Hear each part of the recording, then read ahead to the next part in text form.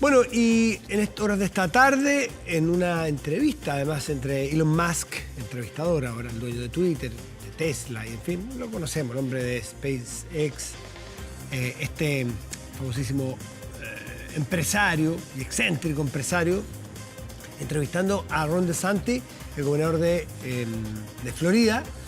Este último anuncia ya formalmente, lo que se sabía, la candidatura presidencial, precandidatura presidencial, todo un camino de primarias, se sabe, en Estados Unidos, para convertirse entonces candidato por el Partido Republicano. Esa es su aspiración. Obviamente usted dice, bueno, pero no está Trump ahí. Bueno, eso es, pues de eso se trata las primarias. Y vamos a ver entonces qué significa, cuál es el papel que va a jugar Ron DeSantis en la candidatura. ¿Tiene oxígeno para llegar? ¿Tiene fuerza para ganarle a Trump? En fin, es parte de lo que vamos a conversar con Patricio Zamorano, analista internacional en Washington, D.C., director de la consultora Infoméricas.info. ¿Cómo estás, Patricio? Muy buenas noches, gracias por recibirnos. Hola, saludos cordiales. Muchísimas gracias. Bueno, me gustaría saber, a ver, cómo se ha recibido esto, aunque era sabido, pero otra cosa ya que haya constancia, qué repercusiones ha tenido, si es que hay respuesta de Donald Trump o alguna reacción, en fin, cuéntanos.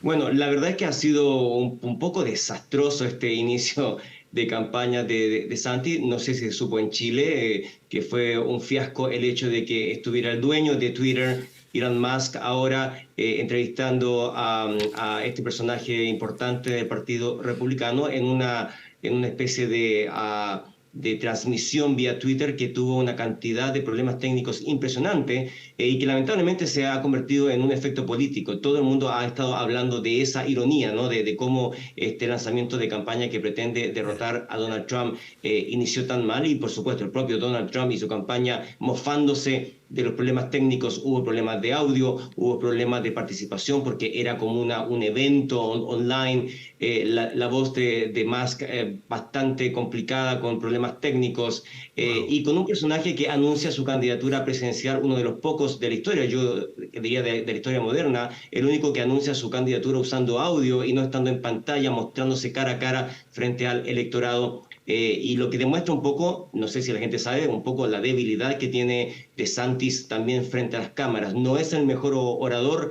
no es el mejor presentador político, lo que es fundamental, especialmente si estás en una campaña en que vas a enfrentar al maestro de los maestros, que es Trump, ¿no? Eso, todo lo contrario a que el talento o el ángel que pueda tener, te guste o no, sus políticas, su personalidad, pero que tiene un carácter enorme frente a la pantalla. De hecho, antes de entrar en la política, conducía programas de televisión, o sea, se maneja como pez en el agua, con los medios y con las cámaras, Donald Trump. Bueno, y esto se ha llevado al campo de la política, ¿no es cierto? Obviamente, y a poder, entonces, tú dices, habla de la debilidad. Pasémonos a ese campo. ¿Qué tan débil es y qué posibilidades tiene de tomar aire esta candidatura y de tomar espacios, a tu juicio? A ver, todo es posible. Hay que recordar que el propio Donald Trump, la gente puede buscar en YouTube programas en inglés de un año, dos años antes de la campaña presidencial de 2016, que dio triunfo a Donald Trump, donde Donald Trump era básicamente el candidato para burlarse de él, ¿no? Era un candidato totalmente marginal, chistoso, porque acuérdate, como tú decías, él era un personaje televisivo que hacía programas de entretenimiento, que había tenido polémicas gravísimas, polémicas sexuales, la forma en que se expresó frente a las mujeres con una cámara oculta, una serie de consecuencias que lo convertían en un candidato digamos, falible, ¿no? Y lo que pasó dentro de las primarias republicanas fue que finalmente Trump gana. Entonces, el mismo caso podría pasar con DeSantis u otro de los candidatos que están en las encuestas de manera marginal. Veamos un poco las encuestas. Aproximadamente Donald Trump todavía se impone dentro del Partido Republicano en cuanto a las primarias. Tiene entre un 50 y un 60%, depende del instrumento.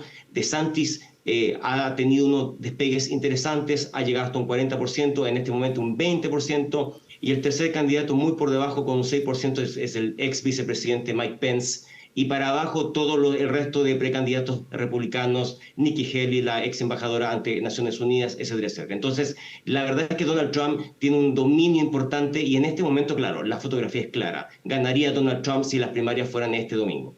Así que esa es la situación que enfrenta DeSantis. Insisto, Donald Trump ha tenido caídas importantes, DeSantis ha tenido subidas importantes, pero son transitorias. Entonces hay que esperar un poco. Estamos un poco temprano todavía. ¿Qué representa DeSantis? Porque de Trump ya sabemos, Esa es la pregunta. porque ya sabemos lo que representa, ¿no es cierto?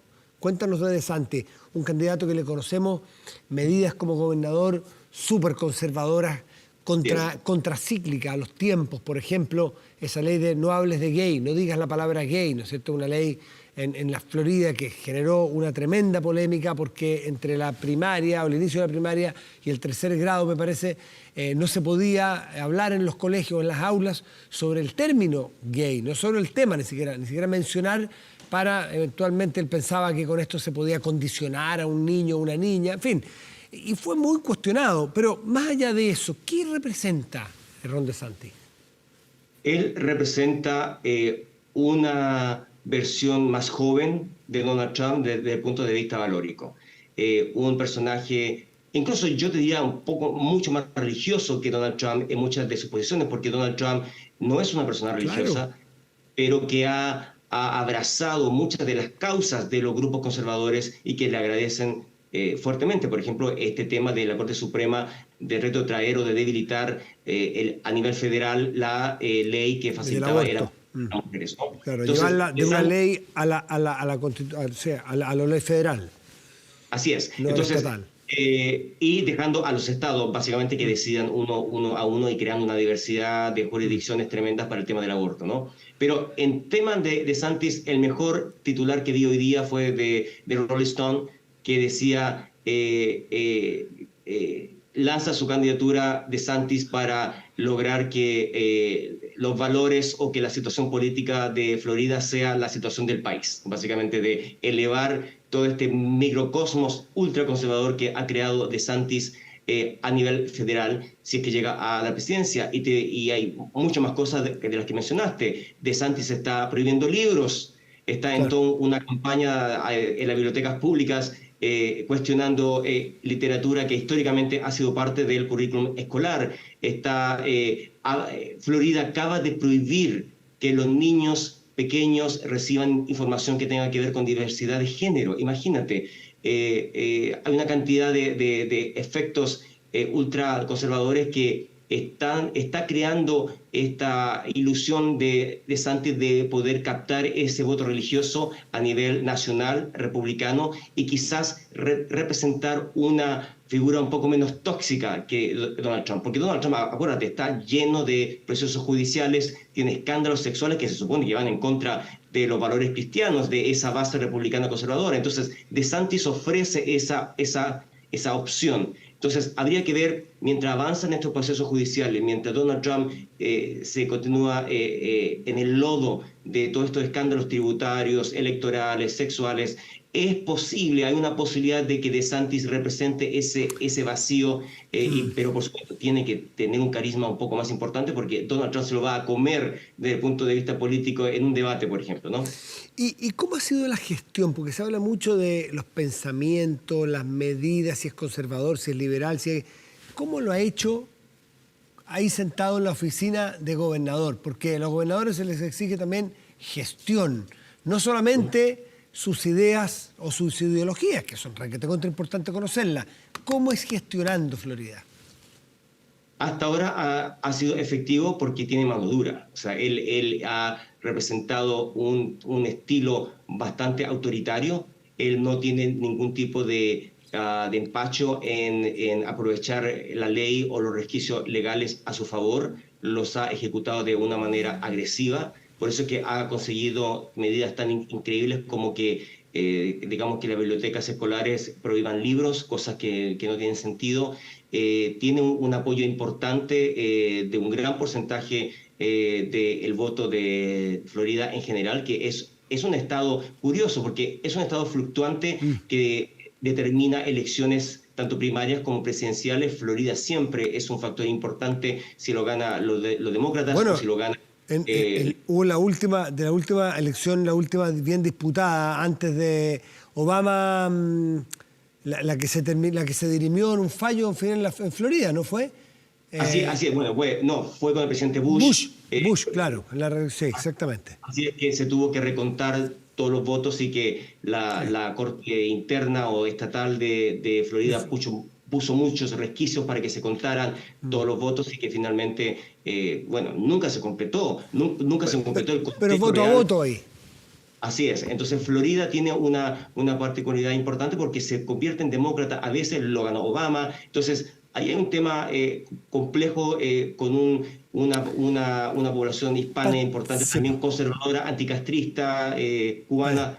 Patricio, por último, personajes, porque una cosa es el voto popular y otra cosa es el power dentro del Partido Republicano. ¿Hay personajes relevantes del Partido Republicano que estén con DeSantis que eventualmente puedan ayudar a desequilibrar la balanza en favor suyo si es que tambalea en algo Trump? Yo te diría que sí, especialmente después de las elecciones de medio término, donde Donald Trump, todos los candidatos que apoyó Donald Trump fueron un fracaso. Sí. Acuérdate que hay consenso en que la incapacidad de Donald Trump de liderar una política federal para ganar el Senado y ganar la Cámara Baja fue un desastre para el Partido Republicano. Todos esos candidatos no dieron el resultado que debían tener y en ese sentido perdió finalmente, después de no sé cuántos años, perdió mucho del apoyo interno del liderazgo republicano. Entonces, Mike Pence, que fue su vicepresidente, él ha hablado en testimonio contra el propio Donald Trump, porque acuérdate que Pence está involucrado en el caso por la insurrección al Congreso. Entonces, él está siendo interrogado y él tiene que dar antecedentes fidedignos de qué pasó y Mike Pence le ha dado vuelta la espalda poco a poco a Donald Trump porque Donald Trump lo ha atacado fuertemente. Entonces, Mike Pence, que es la tercera figura importante dentro de las encuestas, no te quepa duda que si gana DeSantis o alguna competencia doble entre DeSantis y Trump, va a apoyar a DeSantis. Wow. Y representa todo el partido republicano, yo diría espiritual, el espíritu republicano más conservador, pero también más moderado, que se tira hacia el centro. Ese es Mike Pence, y en ese sentido, DeSantis yo diría que tiene un poco de ese respaldo, ¿no?